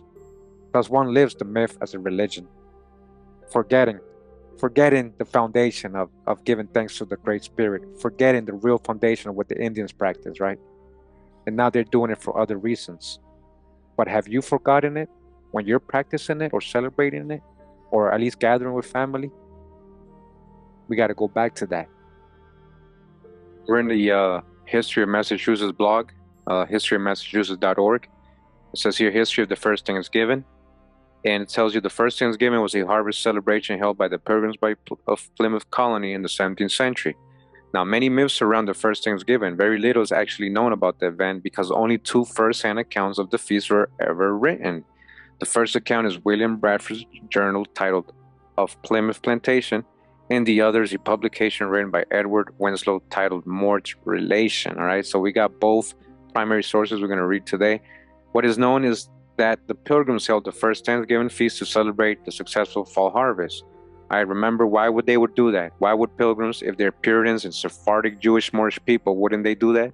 Wouldn't they do that anyways? Especially if they survived a harsh winter in a new land, in their holy land. Of course they're going to give thanks. This is like literally biblical to them. They literally living it up. They're literally living out the scripture in their eyes at this time. Celebrating a fall harvest was an English tradition at the time, and the Pilgrims had much to celebrate. Now, was that really an English tradition? Who is the so-called English? Remember, these English turned out to be not so English. It says the 53 pilgrims at the first Thanksgiving were the only colonists to survive the long journey on the Mayflower. Now remember that out of the 102 colonists that were supposed to be in the Mayflower, only 30 of them were actually pilgrims, or people that would be considered a pilgrim, right? A Puritan. The rest were just regular indentured servants. And out of those, only 53, we don't know how many of those of the 30 pilgrims actually are the 53 that made it. They could have been all the this could have been all the indentured servants only, not even one pilgrim. These pilgrims made it through the first winter, and with the help of the local Wampanoag tribe, right? They had help. Oh, well, they say they did. They had a hardly supply of food to sustain them through the next winter. Well, of course, they had to know how to grow a lot of the things they didn't know. It was a lot of these plants were American plants, right? So there's two primary sources for the first Thanksgiving at Plymouth, and does it really say that we're like, oh, we're gonna give thanks and you're welcome and invited to come here, and we're gonna celebrate this every year, and we got to kill a turkey and make this tradition? Is that what really is said? All right, Edward Winslow's More Relations and William Bradford's of Plymouth Plantation. So we're in the Harvard College library collection. This is Mort's relation of Journal of the Plantation at Plymouth, with introduction and notes by Henry Martin Dexter. All right, so this is the actual primary source. It starts here. This it says, "You shall." I'm starting this part here, page 132. Says, "You shall understand that in this little time, that a few of us have been here. We have built 7 dwelling houses and 4 for the use of the plantation, and have made preparations for diverse others. We set this last spring some 20 acres of Indian corn, and sowed some 6 acres of barley and peas, and according to manners of the Indians," all right, so they learned from the Indians, according to the manners of the Indians, "we manured our ground with herrings, or rather shads, which we have in great abundance, and take with great ease of our doors. Our corn did prove well, and God be prayed, we have a good increase of Indian corn, and our barley indifferent good, but our peas not worth the gathering, for we feared they were too late sown. They came up very well and blossomed, but the sun parched them in the blossom. Our harvest being gotten, and our governor sent 4 men on fowling, that so we might after a more special manner rejoice together, after we had gathered the fruit of our labors." So this is where the 417, you see that the footnote says, "Here began the peculiar New England festival, the annual autumn Thanksgiving." So dodge the hijack, because again, if these are Sephardic Jews, they were already doing autumn feast, right? And the Indians were already doing thousands of years. So again, this is just something normal they would do. This is something normal they would do. It says day 4, and one day killed as much fowl as with little help beside served the company almost a week. So they themselves are getting their own food. The Indians ain't helping them. They just help them to learn how to grow and how to do it. But they did all the work too, and they're out there hunting, getting their own fowls or turkeys and birds, right? Wild chickens and all that. It served the company almost a week, at which time, amongst other recreations, we exercised our arms, many of the Indians coming amongst us, and amongst the rest, their greatest king, Massasoit, right? Massasoit. Right, Massasoit, right? Remember Servia Mitchell? She's a direct descendant of Massasoit and Emma Mitchell, right? You saw how they look today. They look like so-called black people, They would call them so-called Negro, African Americans today. And they're actually descendants of American Indians, Massasoit, who's in this story right here, primary source. So again, reference, perspective. Swarthy Indians, swarthy pilgrims.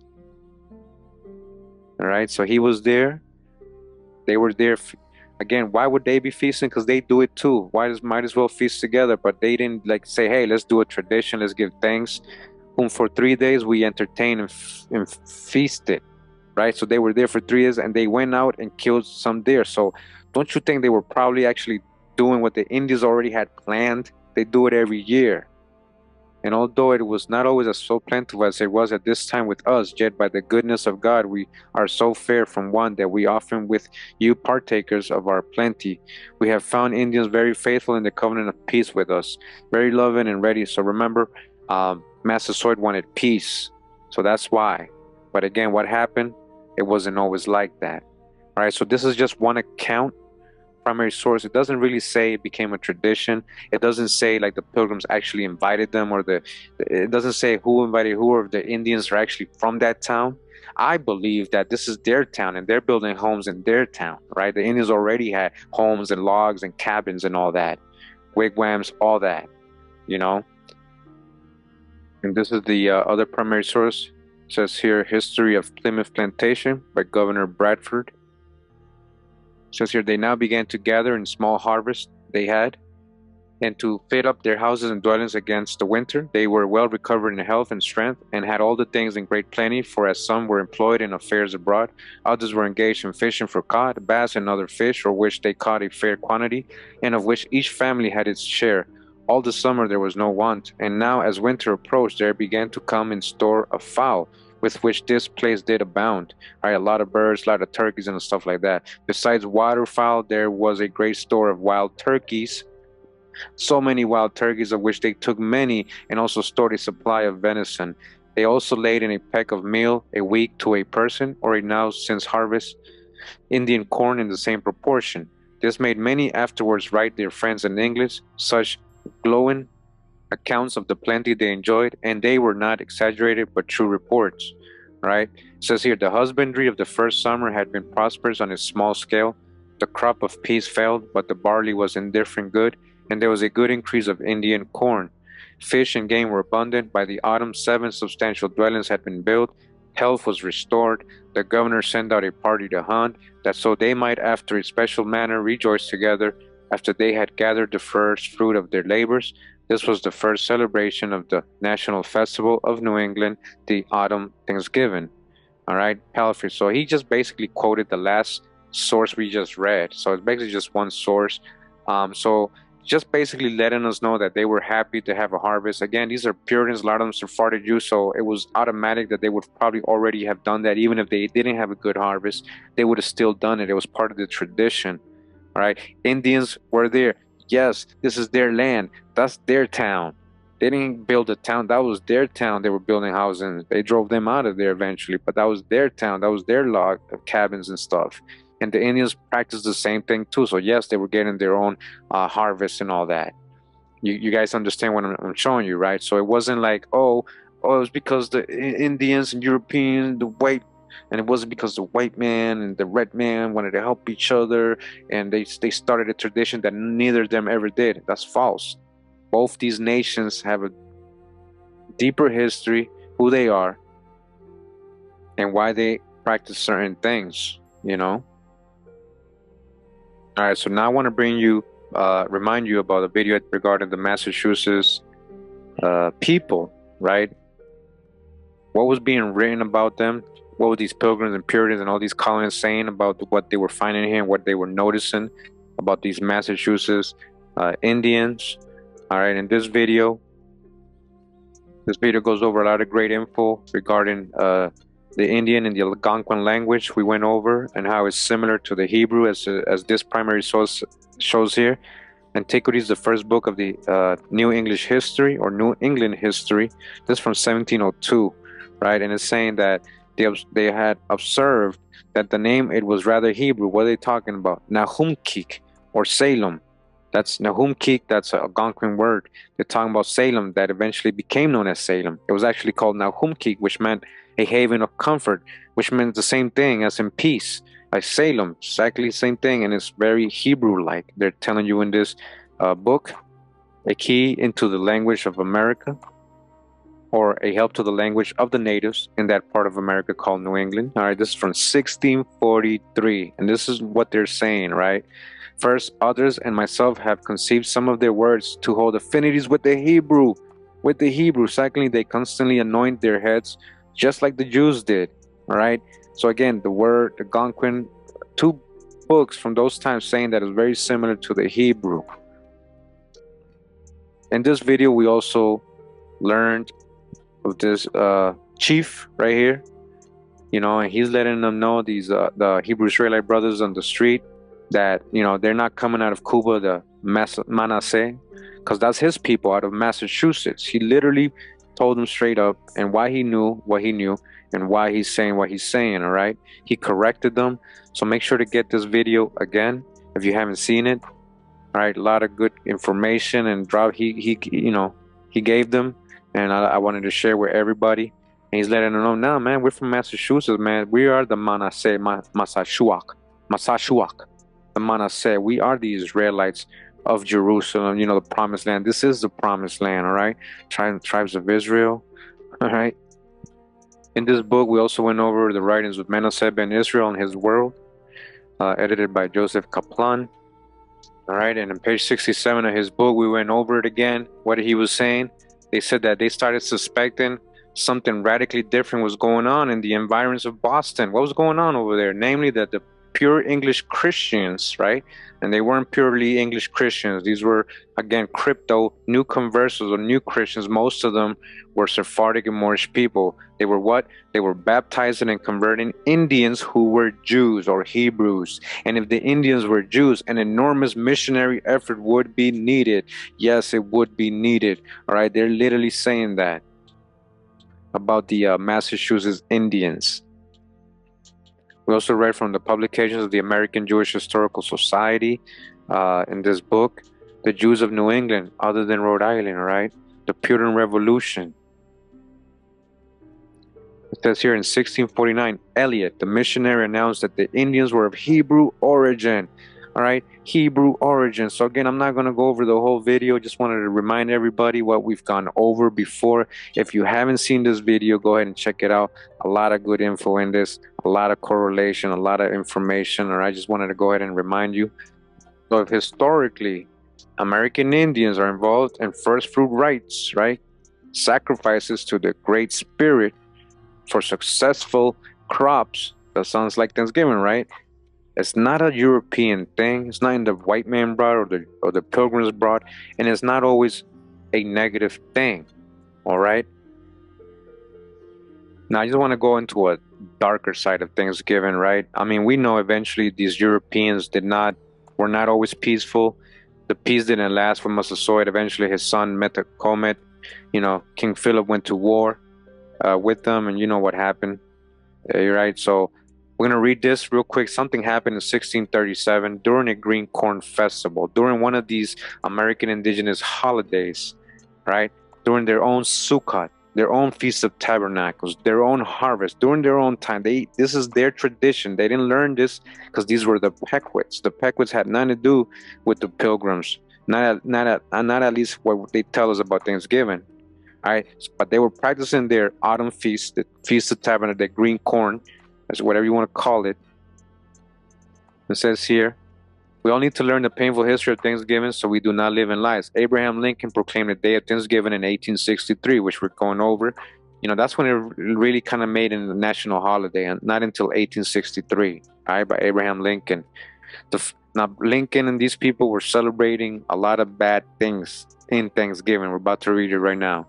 The federal government declared the last Thursday in November as the legal holiday of Thanksgiving in 1898. However, the meaning of Thanksgiving for Native Americans is filled with painful history, which has been covered up with the Pilgrims and Indians story. Right. So apart from the Sephardic Jews and the American Indians having this tradition and it being a religious, ceremonial, spiritual practice, something very negative happened also that's related to Thanksgiving. Most of us associate the holiday with happy pilgrims and Indians sitting down to a big feast. And that did happen once, right? Once. But as word spread in England about the paradise to be found in New World, religious zealots called Puritans began arriving by the boatload. These so-called Puritans, who were they, right? Finding no fences around the land, they considered it to be in the public domain. Joined by the other British settlers, they seized land, capturing strong young natives for slaves and killing the rest. But the Pequot nation had not agreed to peace treaty. Squano had negotiated and they fought back. The Pequot War was one of the bloodiest Indian wars ever fought. Now listen to this. In 1637, near present-day Groton, Connecticut, over 700 men, women, and children at the Pequot tribe had gathered for their annual Green Corn Festival, which is our Thanksgiving celebration. All right? Green Corn Festival. They were doing what? They were already celebrating their Green Corn Festival, right? Giving their first fruits to the Most High. And what happened? They were attacked and they lost over 700 men, women, and children in one day. In the pre-dawn hours, the sleeping Indians were surrounded by English and Dutch mercenaries who ordered them to come outside. Those who came out were shot or clubbed to death, while the terrified women and children who huddled inside the longhouse were burned alive. All right, the next day, John Winthrop, this is historic. John Winthrop, the governor of the Massachusetts Bay Colony, declared a day of Thanksgiving because 700 unarmed men, women, and children he had been murdered. And they're actually quoting him. We've seen the primary sources. All right, so that's a negative part of Thanksgiving. Again, Thanksgiving history, the Pequot Massacre of 1637. The inheritors of this land, we know as the United States, created the festivity of Thanksgiving. However, the indigenous tribes of America initially celebrated the annual Green Corn Festival, also known as Busk, all right? They already had that tradition. The Pilgrims didn't bring that over here, which was a time for fasting before a celebrated feast of the first fruits took place. Why is this in parentheses? You see, they give you subliminal truths. They're letting you know, pay attention. First fruits. Who also does first fruits? This was to honor the first batch of the harvest and was a week-long ceremony which involved dancing, singing, games, and, of course, the feast. The Pequot Indians were a tribe that were in the region of New England when the early settlers arrived during the early 1600s. Among the arrival of the settlers, there were always acts of genocide and war amongst both parties. The New England settlers even held the settlers as slaves and worked plantations, and in many cases taken back to England like cattle. According to modern Pequot folks' tales, the story of Thanksgiving as we know it seems to be one-sided. On May 26, 1637, between 500 and 700 Pequots were murdered during a raid, which was in retaliation for previous attacks on white settlers, dodged to hijack Europeans, and maybe they were defending themselves there too. Spearheaded by Captain John Mason, they surrounded the village and eventually burned it down. They were all killed, chased, beaten, and shot by the settlers with help from other indigenous allies, in particular the Mohegan tribes and the Narragansett, right? They're leaving out the Narragansett, actually, and another tribe, who acted as scouts and informants for the settlers. The only survivors, the Pequot tribe, after the massacre, were a small group of warriors who were on scouting missions with their leader, Sosakos. These small raids and genocidal attacks were always celebrated within the European settlers' Thanksgiving until finally, listen, they were celebrating these raids, these massacres. They did it on feast days until finally they decided to create one day to unify all the Thanksgiving events that European settlers would celebrate to offer gratitude for their survival and abundance. The illusion created to envision Thanksgiving as a day to honor the unity between the settlers and indigenous Americans is laughable. Indians live as a second-class citizen on reservations. The culture has been destroyed. Genocidal acts of terrorism get overlooked and swept under the rug, and no acknowledges that the true natives of America, whether brown or black or Moorish, right? Whether they're brown or black, why did they say that, huh? Were bonded to slavery during the transition post-American Indian War. All right? The Pequot Massacre. Yes, the Pequot Massacre. And this is found in the true relation of the late Battelle fought in New England between the English and the savages, with the present state of things there. And this is written by Philip Vincent. This is back from 1637. You can actually find this book is right here. And it just tells you what went on, you know, what we just basically read, a little bit more detailed, a little bit more horrific, actually. All right. So you can go ahead and read it yourself. And yeah, they were on their feast, green corn, that they were celebrating the first fruits that they already had. They didn't learn that from the Pilgrims. The Pequots weren't with the Pilgrims, so they had their own traditions. Right, so it's not brought by them. Make sure that if you want to read it, this is it right here. Now I want to go to this publication, a newspaper. This is one of the first supposedly newspapers in the United States. I think this was the actual first one. And a shout out to Phoenix Moon. Yeah, Phoenix Moon on YouTube, and on It's Phoenix Moon on Instagram. He posted a part of this document. I wanted to read it to you guys today. And again, this is the public occurrences from Boston, Massachusetts. This is from September 25th, 1690. I want to read to you what it says here. All right. And this part right here, maybe we can zoom into it. Here we go.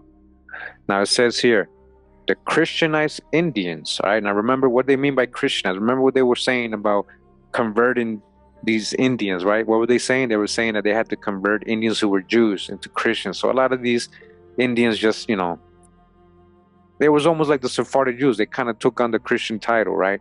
But they were still American Indians practicing their traditions. This is an example. It says the Christianized Indians in some parts of Plymouth have newly appointed a day of thanksgiving to God for his mercy and supplying their extreme and pinching necessities under their late want of corn, and for his giving them now a prospect of a very comfortable harvest. Their example may be worth mentioning. Their example. Whose example? The American Indians' example. They were practicing that. So when the Sephardic Jews came, the Moorish people came, the so-called pilgrims, they were already American Indians were already doing that as an example. This is in 1690. So again, while people in 1637 are reversing a ceremony, almost like a satanic thing, kind of flipping it and conducting violence, right? Such a negative thing, conducting violence and then giving thanks. They flipped the purpose totally, right? It went the other way. But we have a clear example here in 1690. Somebody's writing, hey, look what the Indians are doing. We should do that. We should actually take notice, an example. We should see that example. They're giving thanks to God, right? They're giving thanks to the Most High, the Lord, whatever you want to call it, whether it's written here or in Bible form, it's the same thing. For the harvest, right? Thanksgiving for the harvest. This is from 1690, all right? Shout out again to Phoenix Moon for the drop. So before Abraham Lincoln, declared that in 1863, George Washington actually was first, 1789. So it says here, Congress establishes Thanksgiving. On September 28, 1789, just before leaving for recess, the first federal Congress passed a resolution asking that the President of the United States recommend to the nation a day of Thanksgiving. A few days later, President George Washington issued a proclamation naming Thursday, November 26, 1789, as a day of public Thanksgiving. The first time Thanksgiving was celebrated under the new Constitution, all right? So that's when they kind of made official for them to celebrate it under their Constitution, like make it official for them. But again, American Indians had made that official thousands of years ago. The Sephardic Puritans who came here already had that tradition as well, coming from the same source, the original source that the Indians had. It wasn't until President Abraham Lincoln's 1863 proclamation that Thanksgiving was regularly commemorated each year on the last Thursday of November. In 1939, however, the last Thursday in November fell on the last day of the month. Concerned that the shortened Christmas shopping season might dampen the economic recovery, President Franklin D. Roosevelt issued a presidential proclamation moving Thanksgiving to the second to last Thursday of November. As a result of the proclamation, 32 states issued similar proclamations, while 16 states refused to accept the change and proclaimed Thanksgiving to be the last Thursday in November. For 2 years, 2 days were celebrated as Thanksgiving. The president part of the nation celebrated on the second to last Thursday in November, while the rest of the country celebrated on the following week.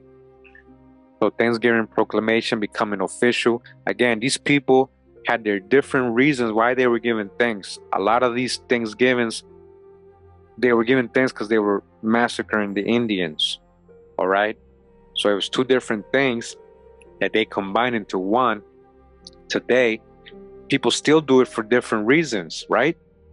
You today, listening to me right now, we all have our different reasons why we would celebrate today and be with family, right? Lies my teacher told me. Everything your American history textbooks got wrong. My Random House dictionary lists at its main heading for the Plymouth colonists, not pilgrims, but pilgrim fathers, the Library of Congress similarly catalogs its holdings for Plymouth on the Pilgrim Fathers. And of course, fathers is capitalized, meaning fathers of our country, not of pilgrim children. Thanksgiving has thus moved from history into the field of religion, civil religion, as Robert Bella has called it. Two Bella's civil religions hold society together. Plymouth Rock achieved iconographic status around 1880, when some enterprising residents of the town rejoined its two pieces of the waterfront and built a Greek template around it. The template became a shrine. The Mayflower Compact became a sacred text, and our textbook began to play the same function as the Anglican Book of Common Prayer, teaching us the meaning behind the civil rite of Thanksgiving, all right? Not until the 1880s was it really an official holiday, guys, like where it was like what we practice today. So forgetting about the so-called first Thanksgiving and what the Indians were doing, what the Sephardic Jews were practicing in the fall, what happened, the massacres and all that, like there's a whole context that we talked about before we started reading this chapter today. If you came late into the video, make sure you watch it from the beginning. The civil ritual we practice marginalizes Indians. Our archetypical image of the first Thanksgiving portrays the grown-in boards in the woods with the pilgrims in their starched Sunday best next to their almost naked Indian guests. As a holiday greeting card puts it, I is for the Indians we invented or invited to share our food. Dodge the hijack, we know that's false. The Indians were already doing it. And remember what I read from 1690. Let's let's let's use the Indians as a model. Let's do what they're doing. Remember, the Indians were giving thanks on this season. The Green Corn Festival, the Harvest Feast, Sukkot, just like the Israelites. So, yeah, he's pointing out the hijack, which is okay to know. We got to know the hijack, right? But it's not only about the hijack. A lot of you just dwell on the hijack part, not understanding what our ancestors practiced during this season. The silliness of all this reaches its zenith in the handouts that school children have carried home for decades, complete with capitals such as they served pumpkin and turkeys and corn and squash. The Indians had never seen such a feast. Yeah, you see what I'm saying? This is the hijack part. So I'm glad we're pointing this out. So are you saying Indians didn't eat pumpkin? This is an American corn, turkeys, and squash. That's all American products, right? Produce, fruits, vegetables. And they had harvest feasts. So are you saying they didn't do this before Europeans? That's the hijack I'm pointing out here. They never had such a feast. Oh, really? When we're talking about the lost tribes of Israel? Huh? Possibly? Who also had such feasts, such type of feast? When the Native American novelist Michael Doris' son brought home this information from his New Hampshire elementary school, Doris pointed out that the pilgrims had literally never seen such a feast. Since all foods mentioned are exclusively indigenous to the Americas, it had been provided by or with the aid of the local tribe. Okay, that's what I've been saying. How did the Europeans bring this when that's all American food? Huh, guys? The true history of Thanksgiving reveals embarrassing facts. The pilgrims did not introduce the tradition. Like I just said, Eastern Indians had observed autumnal harvest celebrations for centuries. Okay, so you're saying I don't celebrate this because the white man brought that. The white man brought these holidays. What you talking about? What white man, first of all? And then what you talking about? I've been trying to tell you the Indians were already having their own type of Thanksgiving. Yes, the Europeans flipped it and used it to give thanks for killing them and taking over their land, but that doesn't mean there wasn't a tradition before that. I'm trying to tell you something important here. Now again, it's up to you.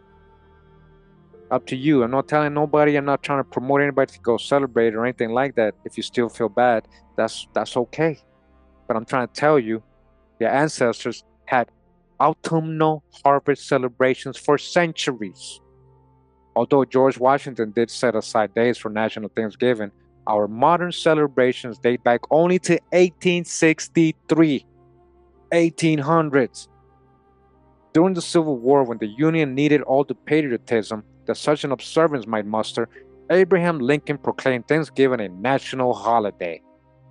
Abraham Lincoln, the so-called black man. Abraham Lincoln, so-called Negro. The Pilgrims had nothing to do with it. Not until 1890s did they even get included in the tradition. You see that? They weren't even mentioned until 1890. That whole story of, we came together, we helped the Indians, they helped us. That's a lie. That's a lie they created in the 1890s. Did they even get included in the tradition? For that matter, no one used the term pilgrims until the 1870s. Okay? I have focused here on untoward detail only because our histories have suppressed everything awkward for so long. The Pilgrims' courage in setting forth in the late fall to make their way on a continent new to them remains unsurpassed.